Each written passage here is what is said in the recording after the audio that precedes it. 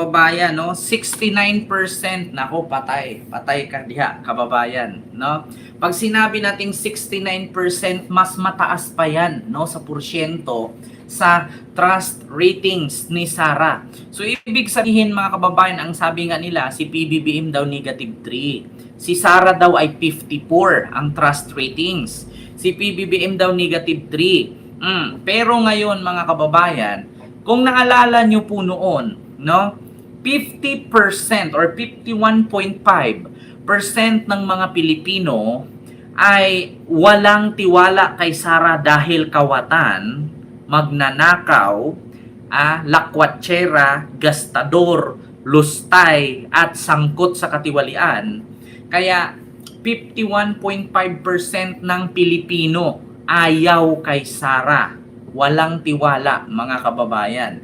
Kung naalala nyo yun 51.5% walang tiwala kay Sara ang mga Pilipino dahil kawatan, sinungaling, lakwatsera, walang kwenta, at gastador.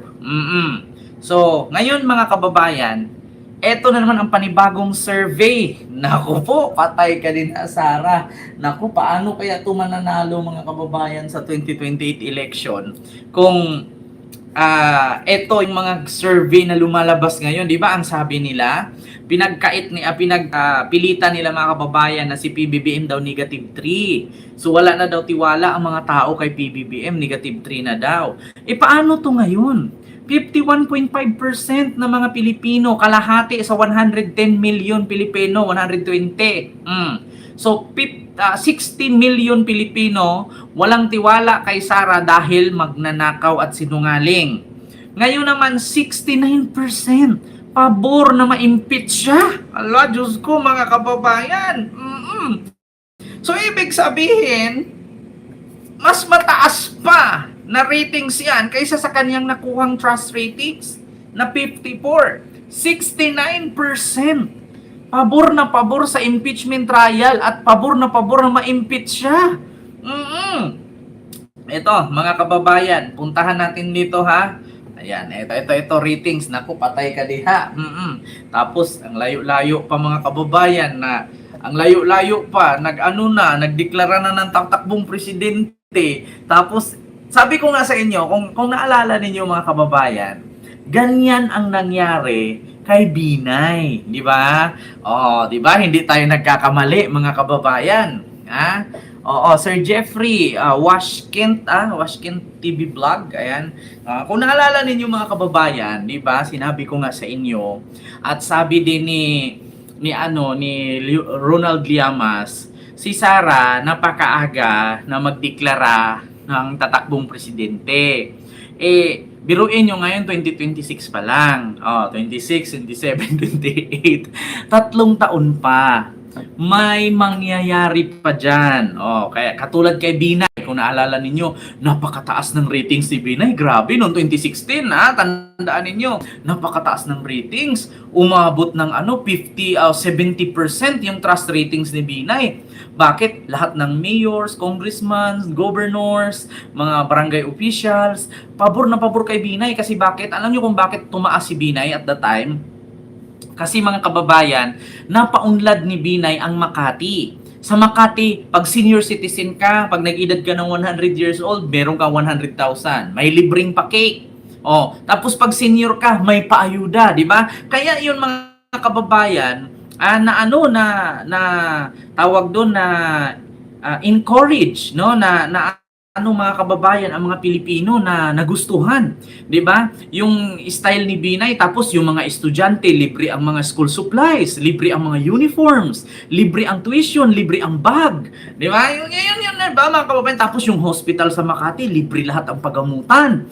Kaya ngayon, mga kababayan, nagustuhan yun ng mga taong bayan at ng mga opisyalis sa local government. So ngayon, mga kababayan, ang nangyari, biglang lumabas, no? 70% ang ratings ni Binay. biglang lumabas mga kababayan itong mga ninanakaw ni Binay. Oo, yung sinasabi na may hacienda siya, na ultimo babuyan, may aircon, tapos meron siya mga mansyon, no, sa ilang hektaryang lupain diyan sa Batangas ba yun o Cavite. Nung lumabas yun mga kababayan, wala ang record ni Binay. Humalik sa lupa, dating nasa langit, lumagapak, bumagsak, humalik sa alikabok. Kaya ngayon mga kababayan, naalala nyo, di ba? Si Binay maaga rin deklara ng takbo pagka-presidente, ayun natalo. Di ba? Totoo yan mga kababayan. Ang taas-taas ng lipad, biglang lumagapak, humalik sa alikabok.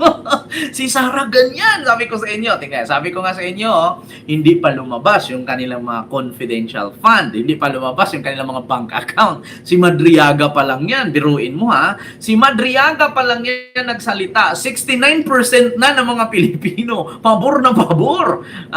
Na lumagapak si Sara. Biruin mo, yung 54% mo nagiging 40. Di ba mga kababayan? Yung 54% na trust rating siya naging 40. Ngayon, asan yung 54 niya? 69% na mga Pilipino according sa survey. Pabor na pabor sa impeachment trial at pabor na pabor ma-impeach si Sara. Excited na ang sambayan ng Pilipino, di ba? Oo, kaya tingnan nyo mga kababayan. Eto ngayon, no? Tignan natin yan ha. Ito, ang nakalagay dito, Morning Coffee Thoughts. Ayan. Yan po ang nag-post mga kababayan. Sara Duterte is facing the numbers and witnesses at the same time. Di ba? Ganyan din mangyayari kay kay Sara. Biruin niyo yung kay Binay noon, napakataas ni Binay kasi bakit? Ang ganda-ganda sa Makati na kay Binay tayo, libre ang matrikula, libre ang bag, libre uniforms at school supply. Pag ikaw senior may 100k, pag umidad ka ng 100 years old, ang mga senior may mga benepisyo. Kay Binay tayo, lumabas ang haciendang Binay sa Batangas na ang babuyan de aircon. Bumagsak yung nasa langit, bumagsak sa lupa, humalik at kumain ng alikabok. Ngayon, talo, di ba? So ngayon mga kababayan, eto nga ang nangyari. Wait lang po ha mga kababayan, wait lang. Ayan, wait lang po ha, mga kababayan.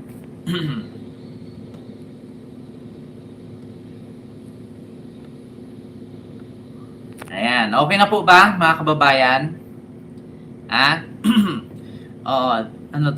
Dispalinhado Act. Ayan.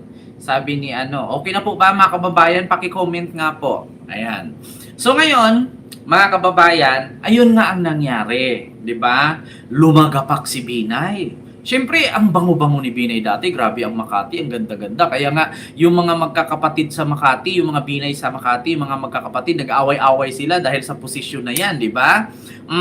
So ngayon, mga kababayan, eto na nga. Eto, basahin ko lang ha.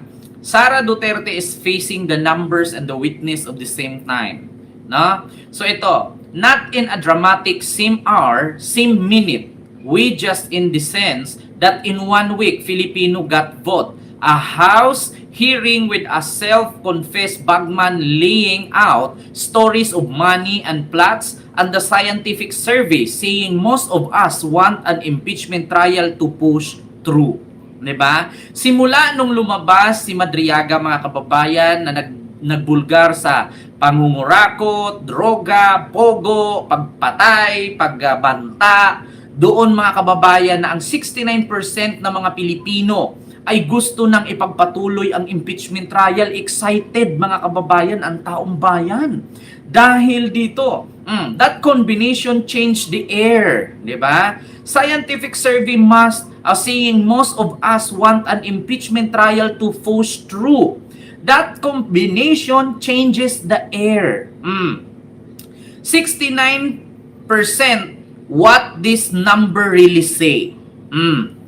Okta, tugon ng masa survey on March 19 at 25, 2026 asked a simple question.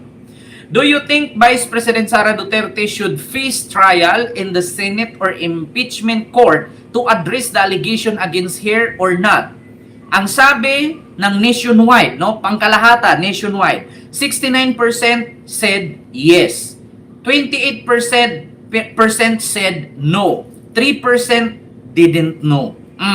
So ibig sabihin mga kababayan, pangkalahatan buong Pilipinas ang sabi nila, si Sara Duterte ba daw ay karapatan, dapat bang humarap o harapin ang kanyang impeachment trial at sagutin at kanyang tawag dito, sagutin ang mga aligasyon laban sa kanya, yes or no? Ang sabi dito ng mga tao nationwide buong Pilipinas, 69% ay dapat lang, yes. Yung 28% naman ang sabi no. 3% naman ang mga undecided. 'Di ba? So dito naman mga kababayan, sample size 1,200 adult Filipino, margin of error 3%. This is a proper face-to-face field work, not an online stroll full. I keep staring at the 69% in a country where people are overworked, underpaid, and bombarded with crisis. 7 out of 10 still have time and mental energy to say, oo, dapat may trial. That's not a pati. That's a pretty loud demand. Huwag niyong isahin tabi yan. Diba? Before, 69%, ang aware ngayon is 80% na yung awareness, mga kababayan. Diba? Biruin nyo 1,200 ka-adult Filipino ang nagsabi na wag daw talagang isahin tabi ang trial na yan, ang impeachment na yan. Kailangan nating malaman, no? Kailangan humarap siya. Oo, dapat lang. Yan ang sagot ng 69%, mga kababayan. Na ngayon, nung lumabas si Madriaga, ay aware na ang tao, 87% na ang may gusto, mga kababayan, na ituloy. Kasi bakit? Parang teleserye, di ba mga kababayan? Parang pelikula mga kababayan. Bakit? Biruin nyo sa mga aligasyon ni Ramil Madriaga, hindi naman natin kasi masasabi mga kababayan na nagsisinungaling si Ramil. Kasi yung mga tao na sinasabi ni Ramil ay may koneksyon kay Sara. At kapag naimbestigahan pa yang mga puzzle ni Ramil, yung mga dot na yan, pag naikunik-kunik mo yan, nako, diba? Kasi ako pa lang mga kababayan, yung binigay kay Ramil na motor na nagkakahalaga ng 3 million, 2 million, 2.5 million, nakita ko din yan sa mga vloggers. Oo, may mga vloggers din na nabigyan ni Digong ng motor. Kaya kung ako ang pasabihin, totoo kaya si Ramil Madriaga na binigyan ni Digong ng milyones na motor na may 2.5, may 2 million, may 3 million? Yes, bakit? Nakita ko din yan sa mga vloggers ni Digong. Kanya-kanya silang motor. Kaya hindi na ako nagtaka na si Ramil Madriaga, 100% ang sinasabi, accurate talaga. Kaya ako pa lang mga kababayan, gusto ko talaga matuloy ang trial na yan. Bakit? Lahat kasing mga sinasabi ni Ramil Madriaga mga kababayan, meron kasing patutunguhan Merong umpisa, di ba? Meron kasing patutunguhan. Di ba? Kita mo mga kababayan, anong sabi ni Ramil? Naghatid siya ng pera sa ombudsman kay Martires. Bakit ngayon si Martires guilty na guilty? Oo. Kung alam niya sa sarili niyang wala siyang tinanggap, dapat sinabi niya, hindi ko alam yan. Guni-guni lang niya yan. Ganun lang dapat ang sagot. Diba? Oo. Kaya sa totoo lang mga kababayan, dapat lang talaga na ituloy ang impeachment trial na yan. Ito pa, nakasabi, one more number matters before we get carried away. 87% of Filipinos say they are aware of impeachment complaint against Vice President Sara.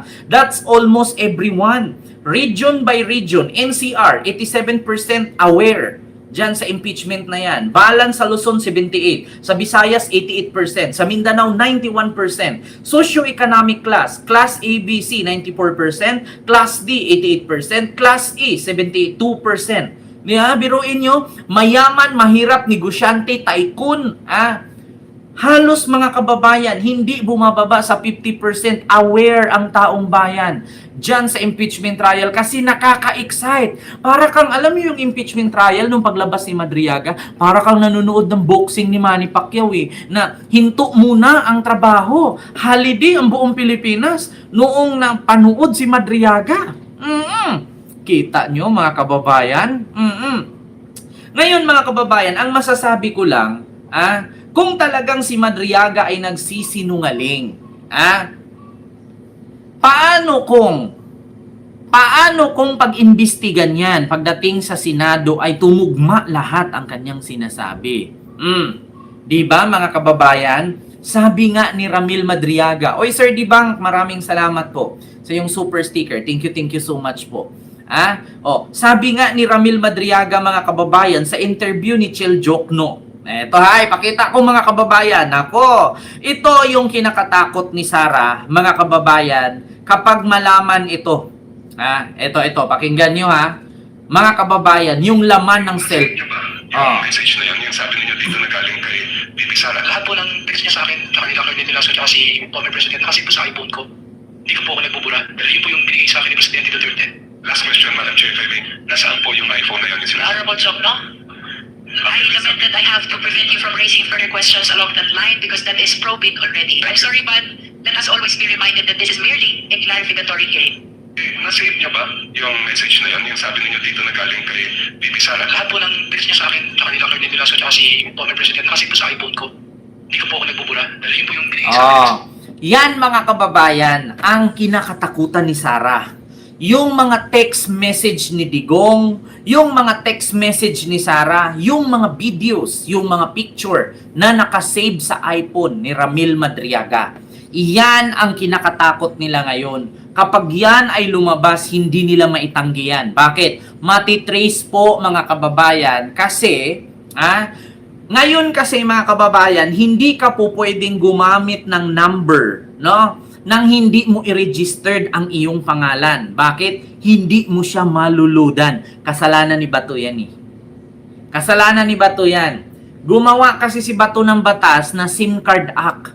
Ibig sabihin ng SIM Card Act mga kababayan, kailangan pag isang tao gumamit ng SIM card, i-registered mo yung pangalan mo doon sa SIM mismo. Kaya ngayon mga kababayan, pag i-trace ngayon, i-forensic examination yan. Yun bang text message ni Sara? Totoo bang si Sara talaga ang may hawak, no, ng cellphone na yan? Number ba talaga ni Sara? Dito sila mabubulabog dyan, mga kababayan. Ayan, maraming salamat po Ma'am Man Sanitas. Ayan, sa yung super sticker. Thank you so much. Dito sila mabubulabog mga kababayan. Yung text message na utos ni Sara at ni Digong at higit sa lahat, nandyan pa yung utos ng asawa ni Sara na si Man Scarpio na kunin ang droga sa magnetic lifter. At nag-meet pa si Madriaga at si Man Scarpio sa may BGC. Dito yan, naku mga kababayan, marami pa tayong aabangan. Kaya nga 69% ng mga Pilipino gustong-gustong matuloy ang impeachment trial ni Sara. Mga kababayan, ako sa usapan pa ni Man Scarpio, no, at ni Ramil Madriaga na nag-meet sila sa BGC at inutusan siya ni Man Scarpio na kunin ang droga sa magnetic lifter. Nako, ni Michael Yang, patay ka din Hala, mga kababayan. Sabi ni Ma'am Corazon Ramos, Kent, bakit si Amy nagsalita pa ng sinungaling daw si Madriaga? Ano ba alam niya? Eto po yan, mga kababayan. Mamaya, tapusin lang natin to. Sagutin natin yan kay Amy. Naku, patay ka dyan, Eto lang mga kababayan. Sagutin natin yan kay Amy mamaya. Kaya, sa totoo lang, mga kababayan, itong 69, no? % ng mga Pilipino talagang gustong-gustong malaman at maituloy nila. Kasi bakit mga kababayan? Parang inkantadya yan. Yung impeachment trial ngayon, parang inkantadya. Bakit? Marami tayong aabangan sa mga binulabog. Una, yung text message ni Madriaga at ni Sara nasa cellphone niya. Yung text message ni Digong at ni Madriaga nasa cellphone niya. Yung text message ni Man Scarpio at ni Madriaga nasa cellphone niya. Aabangan natin yan. Nalalabas. Pangalawa, mga kababayan, yung mga perang ipinasok ni Digong na dummy account na inilagay sa pangalan ni Madriaga. Imposible naman mga kababayan, daang milyon, 100 million to 1 billion mahigit. Mga kababayan, ito po yun, no? Saan ba yun? 1 billion mahigit mga kababayan ang ipinasok, no, ni Digong kay Madriaga. Gumawa lang ng dummy account. O, pakinggan nyo ito. Ito total ko po lahat ng minention ko. Hindi ko po i-count yung 15 million dahil parang hindi din nasabi kung saan galing, no? That is 1,689,250,000 na dumaloy sa kamay po ni Mr. Madriaga at the instruction of PRRD. Ang ilan dito para po sa benefit ni VP Sara Duterte and her campaign. Tama po ba? Tama po. 1 bilyon, alagang kayang tumulong sa krisis sa mga naghihirap. Diba?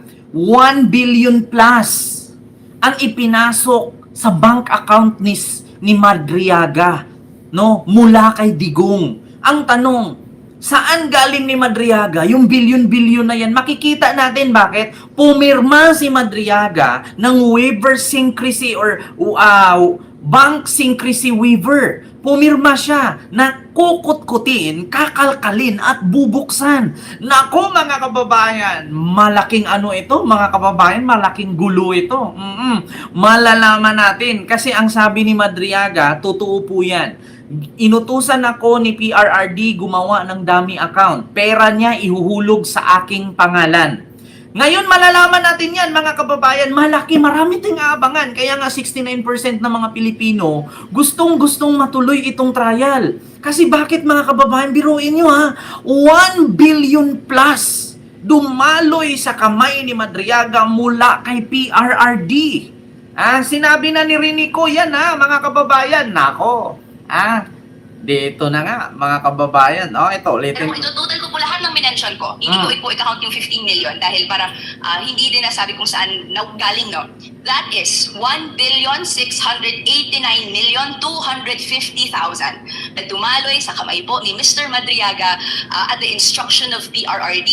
Ang ilan... Diba? Instruction of PRRD, 1 billion plus.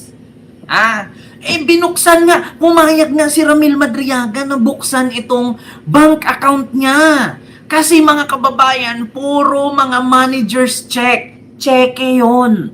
Cheque. Binigay ni Digong kay Madriaga at ipasok doon sa bank account ni Madriaga. Malalaman naman natin kung kaninong cheque yan. Manager's check ni Digong.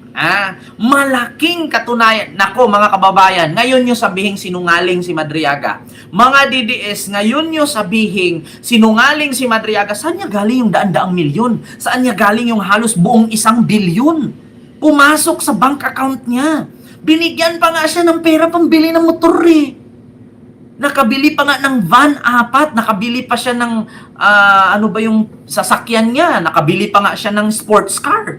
Diba? Kaya nga nagkakilala sila ni Ryan Kilala kasi mahilig sila sa mga car show Ngayon mga kababayan, ngayon ninyo sabihin na si Madriaga nagsinungaling. Bilyon yung pera, daan-daang milyon pumapasok sa account niya. Saan niya galing? Manager's check, nakapangalan kay Digong. Ngayon, tapos pumayag pa si Ramil Madriaga nag-sign siya ng waiver sa Bank Secrecy Law na may pahintulot sa kanya na bubuksan niya ang bank account. Maraming pera si Madriaga, mga kababayan. Yung pera na yon galing kay Digong. Inihulog sa kanya. Patay ka din Nako, mga kababayan. Sabi ko nga sa inyo, mga kababayan, dito nyo sabihin si Madriaga sinungaling. Like po tayo.